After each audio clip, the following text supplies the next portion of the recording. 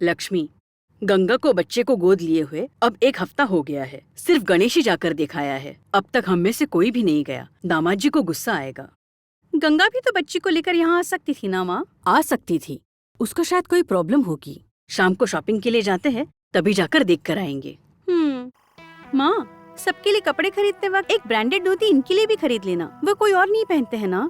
घर के बड़े दामाद है, उनके लिए तो स्पेशल धोती खरीदनी बनती है ना। बिल्कुल बनती है। देखो ऐसा है, बड़े दामाद जी के लिए इतना स्पेशल सोच रही हो, कहीं बाकी दामाद गुस्सा न हो जाए, ध्यान रखना। हम बाद में बात करेंगे। संगीता, आओ ना। आओ बेटा। तुम्हारे पति कैसे हैं? अब उन्हें क्या होगा? ऐसे क्यों बोल रही हो? वो तुम्हारे पति हैं। यही तो समझ नहीं पा रही हूँ। संगीता, क्या बोल रही हो तुम? उनकी भाभी ने उन्हें पल्लू से लपेट के रखा है और उन्हें बाहर निकालना मुझसे नहीं हो पा रहा। ऐसे घर में शादी करा के मेरा नसीब ही खराब कर दिया।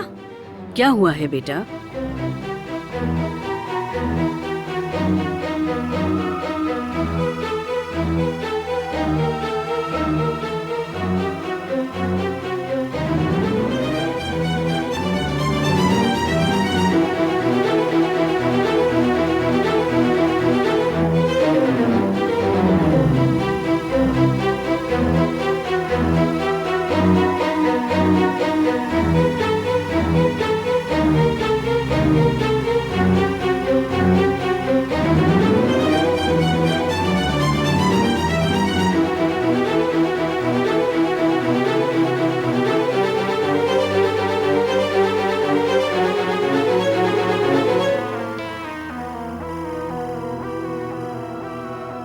पता है मुझे किस बात का ज्यादा दुख लगा? आनंद भवन के खाने में नमक नहीं है ऐसा कहा।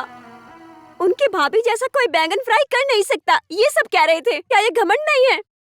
सिर्फ मेरी इंसल्ट करते तो मैं सह भी लेती, लेकिन आनंद भवन के बारे में मैं नहीं सह सकती।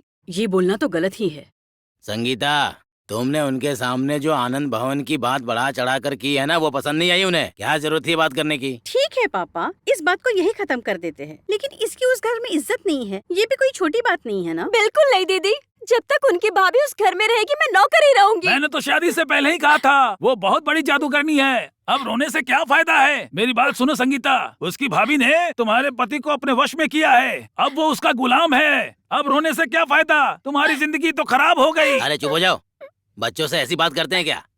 इतनी उम्र हो गई है लेकिन दिमाग नहीं है, और बेचारी पहले से ही दुखी है, और ऊपर से तुम्हारी फालतू बातें। ऐसी बात नहीं है जीजा जी। संगीता मेरे जैसी वीक बॉडी है ना, ये सब झेलने के लिए ताकत होना चाहिए ना, इसलिए तैयार कर रहा हूँ उसको। कोई जरूरत नहीं है, समझे? अभी अभी शादी हुई है, सब कुछ ठीक हो जाएगा। तुम चुप रहो। क्या प्रॉब्लम है? संगीता को उनकी भाभी बहुत परेशान कर रही है। इतना ही नहीं, आनंद भवन के बारे में भी गलत बोल रहे हैं। संगीता को तो बोलना ही नहीं आता। श्रुति यहाँ पर होती तो उन्हें ठीक से जवाब दे देती। तो अब क्या करे माँ? और नहीं तो क्या, जो हक उसका है यही हक इसका भी तो है। अच्छा, इसलिए इसीलिए तुम उसकी भाभी की इज्जत करो, ऐसा कोई रूल नहीं है। संगीता दीदी, तुम इतना गुस्सा मत करो।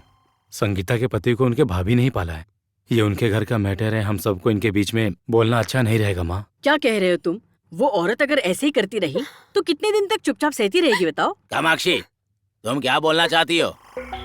संगीता, मेरी बात सुनो। तुम रोककर बड़ा झगड़ा करके घर अलग करने के बारे में सोचो।